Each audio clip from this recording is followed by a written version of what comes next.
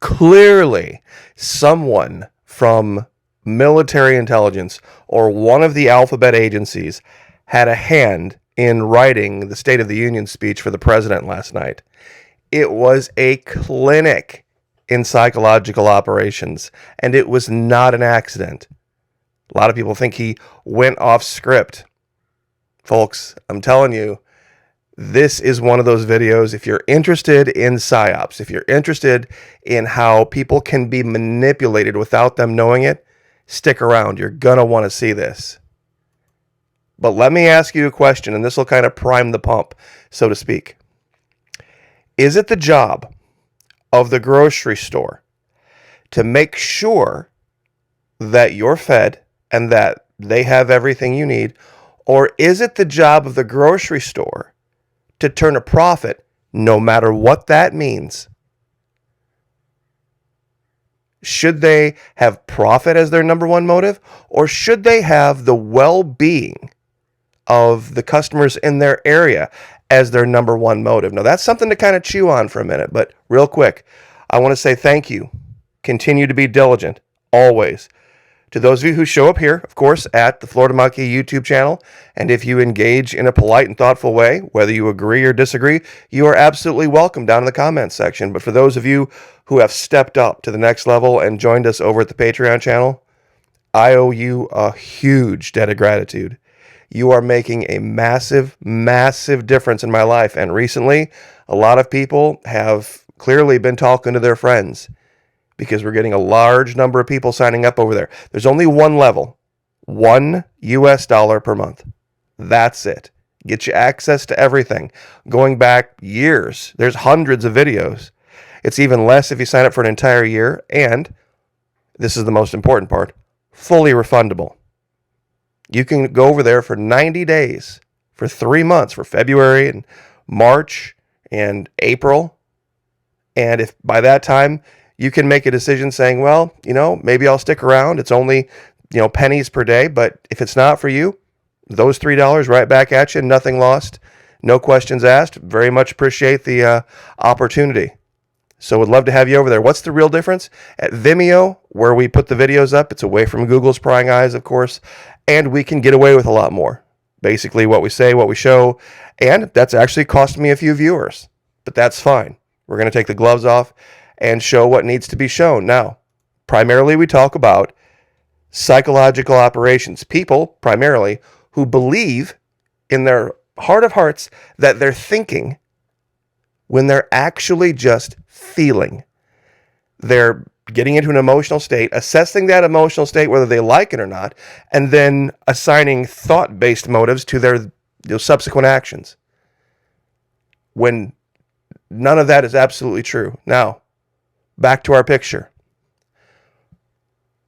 Which did you choose? You see, if you were a capitalist, you would say, well, it ultimately needs to be something where the grocery store has to turn a profit. They have to turn a profit. If they can't turn a profit, now I'm talking about profit meaning over and above paying the bills. I'm not talking about marking things up over wholesale. I'm talking about money beyond paying the bills. Paying for everything to keep the lights on and pay all of the employees and all that kind of stuff. Should they, if they are just breaking even, meaning the bills are paid, but nothing left over, should they stay in business simply out of a patriotic duty to make sure that the people in their area have access to good, decent, wholesome, and fresh food? Now, here's something from the Wayback Machine. See, in this particular bag over here, there's a dozen eggs. I'm sure a lot of you saw that. What if we had listened to Uncle Sam back in 1918, who said to the American people, the government said, we expect you to keep hens and raise chickens, 2 hens in the backyard for each person. In the house, we'll keep a family and fresh eggs. I know this is kind of small print. I'm going to read it for you. Even the smallest backyard has room for a flock large enough to supply the house with eggs. The cost of maintaining such a flock is small. Table and kitchen waste provide much of the feed for the hens. They require little attention, only a few minutes a day, and even an interested child, old enough to take a little responsibility, can care for a few fowls as well as a grown person. Every backyard in the United States should contribute its share to a bumper crop of poultry and eggs in 1918. In time of peace, a profitable recreation. In time of war, a patriotic duty. Your state agricultural college or the United States Department of Agriculture, Washington, D.C. Imagine that today. Imagine that today. Now, here's the part that's going to confuse a lot of people. Some people said, well, Florida Maquis, don't you realize that those groceries, wholesale, have already been paid for by the American people before they even see the shelf? That's absolutely right. You see, you've already paid a portion of the bill for your groceries before you even have the opportunity to go get them on the shelf. See, the government takes your tax money and sends it to the farmers to keep them from having to charge too much to the retailers. So you're already buying the groceries partially one way or the other. And you're buying everybody else's groceries too. Now, does it make more sense to say that as long as the grocery store can keep the lights on and pay the people and all the attending costs of operations, that even if they're not making a profit, since the groceries have already been partially paid for by the American people and our tax dollars, that they should keep those doors open, even if they're just breaking even? Because they wouldn't be breaking even. They wouldn't be if we hadn't already subsidized a certain portion of it with tax money. See, this is the difference between what Joe Biden said. He said, I'm a capitalist, but he also said, buy American, buy American. You see, you can't do both. You can't be a free market capitalist, which says, buy whatever the best choice is, best product, lowest price point. And you can't do that and also say, well, but buy American, though. And I'm going to show you an example later on that proves this to be the case. See, some people think Florida Maquis wants us to live in a socialist country. Florida Maquis knows that we already have been living in a socialist country for a very, very long time, and it's just been hidden. The socialism has been baked into our way of life. Case in point. Who heard, if you watched last night, Joe Biden rail against the billions and billions of profit that's been made by the oil company during the energy crisis and all this kind of crap, after having said he was a capitalist? But he said, I'm a capitalist, but you need to pay your fair share. Pay your fair share, really? I've heard that somewhere before. Greatest Generation, World War II. These were posters created by the government. I'm out to lick runaway prices. See, to keep prices down, you bought and hold war bonds. You willingly paid your fair share of taxes. You provided your own life insurance and savings for your future. You reduced your debts as much as possible. And here's the big one. Buy only what we need and make what we have last longer. You see, that's bad news for capitalists. Buy only what we need and make what we have last longer. You see, there's a certain thing called built-in obsolescence in a lot of products, that they're designed to fail so that you go back and buy more of that product. Follow ration rules and price ceilings. That's right, price controls. America. Cooperate with government's wage stabilization program. This big picture on the right is this woman trying to maybe get around some of the price controls for convenience. And government saying, hey, that's a trap. That's a trap. Rationing means a fair share for us all. Now remember, these are the people who defeated the Nazis. These are the people that came home and made America what MAGA. This is literally the root of MAGA. Make America great again. Let's go back to the 1950s and 1960s when things were great. Fine, let's go back. Let's go back and let's read history. When things were rationed so that your fair share was set aside. Representative Stephanie Bice, Oklahoma, Republican, called Biden a liar, blatant lie. Biden is refusing to allow new federal drilling. In fact, he has waged an all-out assault on American oil and gas production. Produce American, buy American, not Venezuelan. I think that's kind of funny. It's time to commit to Made in America. Jeff Duncan, Republican, South Carolina. Okay, Made in America. Made in America, buy American. That's a very socialist left-wing thing to say. That's no joke. You see, they were monstrously anti-capitalist back in the 1940s, 1950s in this country. The idea of something simply being moral because two people agreed it's okay to exchange something for something. No matter what it is, as long as both people are in agreement, then it's okay. A lot of people say, Florida Maquis, I don't watch your channel because you show pictures of that. Why do you think I started showing pictures of this? Because we have all of these people in our country right now who think they're right-wing capitalists when they're really left-wing socialists. Well, not me. I just think prostitution is wrong. But capitalism is moral because two people have agreed they're going to exchange something for something. Then this should be legal. This should be not only legal, it should be encouraged as the ultimate form of capitalism, prostitution. It's a victimless crime. Do you see the problem? You see this guy here that they've got under the stamp here? This was the capitalist of the era. Stamp out black markets with your ration stamps. Pay no more than legal prices. And to put the cherry on the sundae, Biden forced the rail workers back to work, the left-wing socialist union rail workers. Biden stands with the bosses. Yes to rail unions, no to capitalist politicians. Biden stood up last night and said, I'm a capitalist, I'm a capitalist. Bragged about it. Now, here's the example. Full disclosure, years ago, I had this car. Back in the early 90s. It's a 1991 Honda Civic hatchback. For the era, apples to apples, one of the best cars ever produced. Bulletproof.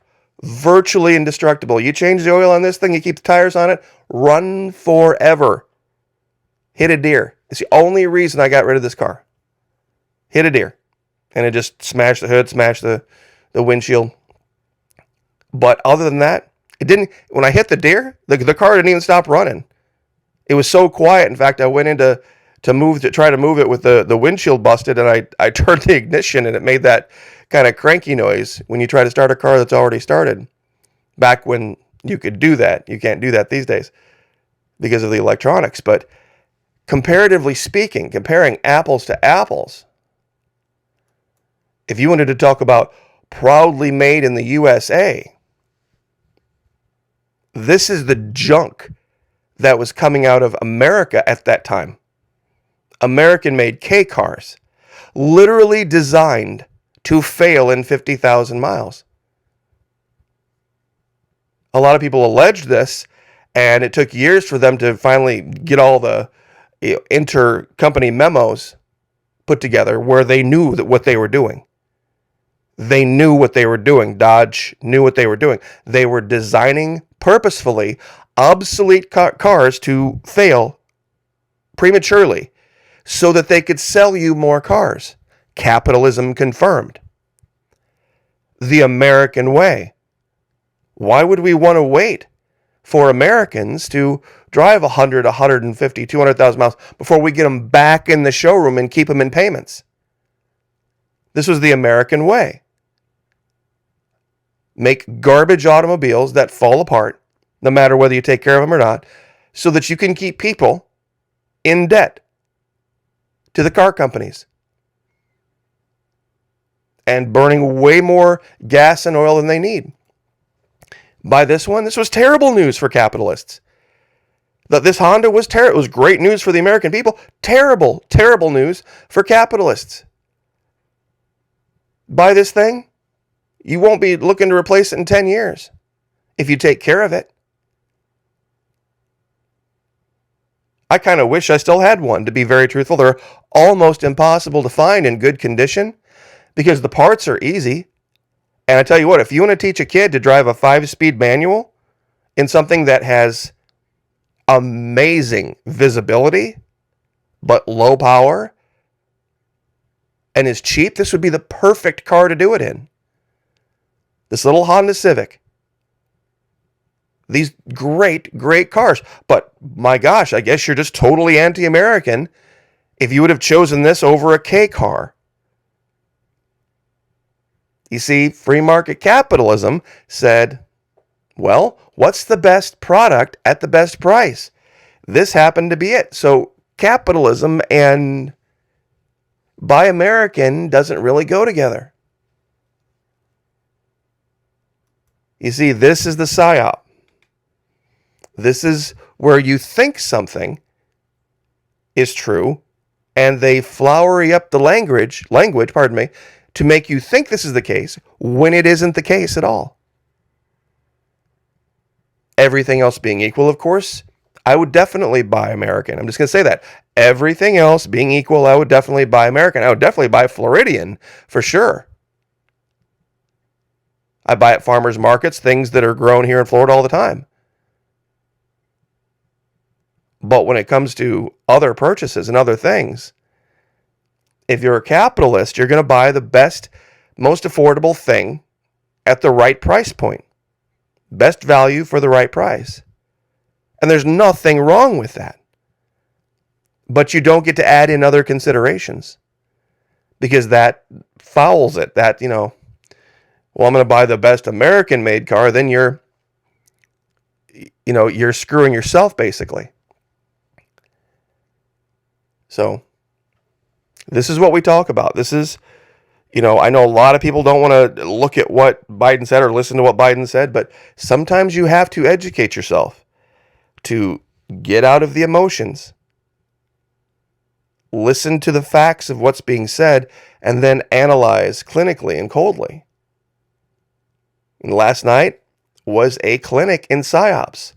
It's how he was able to bait all of those Republicans into all of that argument and shout back and forth about the whole sunsetting of Social Security, Medicare, something like that. It was just bait. It was absolute bait because Social Security, Medicare, that's socialism. That's socialism. Handing people money just for breathing air. That's what that is. Taking the money out of their checks at, ahead of time for years and years and years with no choice. That's socialism. I mean, this country is nothing but socialism when you really think about it. I mean, where's my down the socialist trail here? I mean, this is something you can really think about. All the taxes you have no choice but to pay that are built in, baked into things. All the regulations, whether you want to start a business, whether you want to drive a car, whether you want to have a home, anything you want to do, all the approvals, even if you live in a neighborhood, there's homeowners associations, inspections, especially those of you business owners out there, insurances, licenses to do virtually anything at all, from cut hair to fish, all the securities and subsidizing. I mean, we just don't do it on the very back end. We do it way out on the front end and bake it all in so that people think they truly live in this capitalist society. And some aspects of capitalism apply. But inside a giant socialist framework. And if you look at America on its face, that's just been the case. And it's not recent. It's not, don't blame Obama. You can go all the way back to your great-grandparents. The ones that fought in, World War II and World War I. And look at, how they believed and how they acted. And especially those of you, the moral types.